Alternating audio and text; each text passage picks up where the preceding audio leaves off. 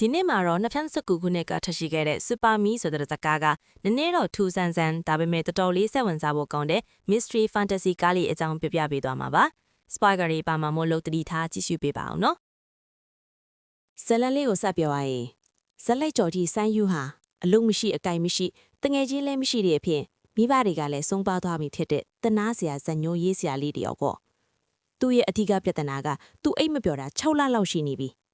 ဘာလို့လဲဆိုတော့သူအိပ်ပျော်သွားတိုင်းအိမ်မက်ထဲမှာတရေတကောင်ကပို့ပို့လာပြီးသူ့ကိုရဲရဲဆက်ဆက်တတ်ပြနေလို့ပါပဲဒီနေ့လဲအိမ်မက်ထဲမှာမြေရောက်ရထားပေါ်ရောက်နေတော့တရေကသူ့ခေါင်းကိုချမ်းပြင်းနဲ့ရိုက်ခွဲတတ်ဖြစ်ပြန်တယ်သူလှန်လို့လာတော့အင်္ဂလာခဲသေးဖို့မရှိလာနဲ့ပဒင်းဘောက်ကနေခိုးထွက်ပြီးလမ်းပေါ်မှာရှော့သွားနေသူ့ယောဂါကိုကုဖို့နီးလန့်ရှာတာပေါ့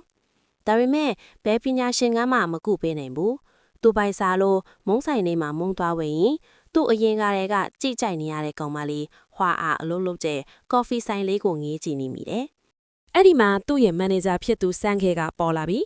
ဇန်ညိုးမပြူးပြီးလို့လိုက်ဆိုတော့တာပါပဲ။စန်းညိုးကလည်းသူအိတ်မပြော်လို့မရေးနိုင်တာပါလို့ရှင်းပြပေးမယ်။စန်းခဲကနားမထောင်ဘူး။နောက်ဆုံးအိမ်ပြန်ရောက်တော့အင်ရှင်ကအထုပ်ပိုးတွေအကုန်အပြန်ထုတ်ပြီးနှင်းချလိုက်ပါလေရော။လမ်းမီးမှာအိပ်ပျော်သွားတော့တရေကထပ်ပေါ်လာပြီးသူ့ကိုနှိပ်စက်ပြန်တယ်။သူလက်နိုးလာတော့သူ့ရဲ့ laptop ပါအခိုးခံလိုက်ရပြီ။ဘဝကအကုန်ပြက်စီးသွားပြီးတော့ခံစားရပြီးကိုတက်တဲ့ဟိုဟွာအားရဲ့ဆိုင်ရှိကအဆောင်အုံးပေါ်တက်သွားတာပေါ့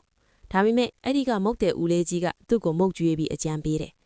မင်းအိမ်မက်ထဲမှာတရေနဲ့တွေ့ရင်ငါအိမ်မက်နေတာပါလားလို့ကိုတတိပေးလိုက်အဲ့ဒါဆိုမင်းမြင်မြန်နိုးလာလိမ့်မယ်တဲ့ညဘက်ရောက်တော့စတိုးဆိုင်တစ်ခုရှေ့မှာအိပ်ပျော်သွားတော့တရေကထပ်ပေါ်လာပြီးဓာတ်နဲ့ထိုးဖို့လုပ်တယ်အဲ့ဒီမှာဆဲယူကဦးလေးကြီးပြောတဲ့အတိုင်းငါအိမ်မက်နေလားလို့အော်ပြီးဓာတ်ကိုဆွဲထားလိုက်တယ်သူနိုးလာတဲ့အချိန်မှာမယုံနိုင်စရာပဲအိမ်မက်ထဲကတရေကင်တဲ့ရှေးဟောင်းဓာကြီးကသူ့လက်ထဲပါလာတာသူအဲ့ဒီဓာကိုသွားရောက်လိုက်တာပိုက်ဆံတွေအများကြီးရသွားရောအဲ့ဒီအချိန်ကစော်ပြီးစမ်းယူဟာအိမ်မက်မတိုင်အဖိုးတန်ပစ္စည်းတွေကိုလက်နဲ့မြင်းမြဲဆွဲပြီးငါအိမ်မက်နေတာလို့အော်ကအဖြစ်လောကကိုယူလာခဲ့တယ်ကားပြီးရွှေတွေရှေးဟောင်းပစ္စည်းတွေသူချက်ချွင်တသေးဖြစ်သွားတာပေါ့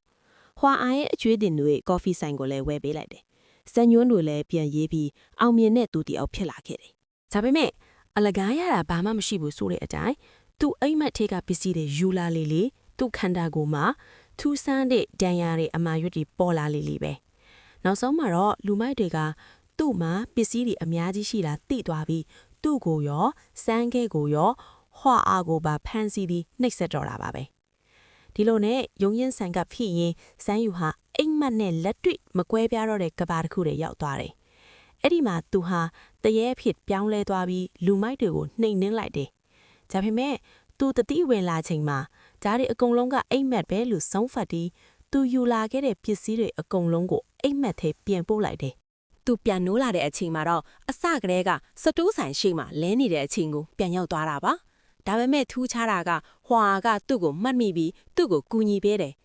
သူဟာပစ္စည်းတွေနဲ့ချမ်းသာတဲ့တချီမဟုတ်တော့ပေမဲ့ဟွာနဲ့အတူပျော်ပျော်ရွှင်ရွှင်ရုန်းကန်ရတဲ့ဘဝလေးကိုရရှိသွားခဲ့တယ်။ဇက်သိန်းမှာတော့ဟိုမုံဒီဦးလေးကြီးကလည်းအရင်ကသူ့လိုမဲ့အစွမ်းရှိခဲ့သူဖြစ်ကြောင်းဒါပေမဲ့ဒီလိုရိုးရိုးရှင်းရှင်းနေရတဲ့ဘဝကပူအေးချမ်းကြောင်းဖြောပြခဲ့တယ်။ဒါပေမဲ့တခုတော့ရှိတယ်။စမ်းယူရဲ့နောက်ွယ်မှာတော့ဟိုတရေကအခုထိရှိနေတော့မယ်ဆိုတာပြရင်ဇလန်လေးပြီးတော့ပါတော့လေ။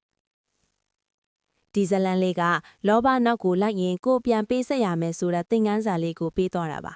စိတ်ဝင်စားဖို့ကောင်းတယ်မလား